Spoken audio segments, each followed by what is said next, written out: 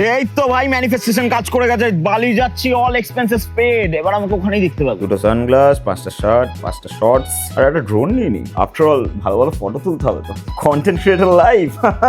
একটা সময় বালি ব্রিজ ক্রস করে মামা বাড়ি যেতাম, এখন বালি যাচ্ছি, তাও আবার প্লেনে করে। কি ইন্সপায়ারিং স্টোরি, একটা বই লেখা উচিত। ঠিক এরম ভাবেই 7-8টা কাটতে হবে বালিতে। বালিতে ঠিক এরম ভাবেই বসে থাকবো, প্র্যাকটিস করছি। দেখ তো ভাই, ওজনটা ঠিক আছে না? কি এটা?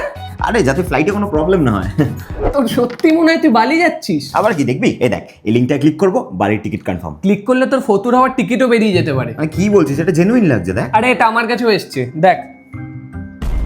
ভাই তাহলে স্পট করতাম কি করে এটা ফেক? পারতিস না, এই জন্যই তো Airtel has got it covered.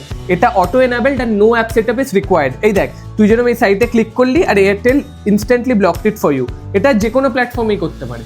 তাহলে বালি আপাতত তোর জন্য বালি হল্ট।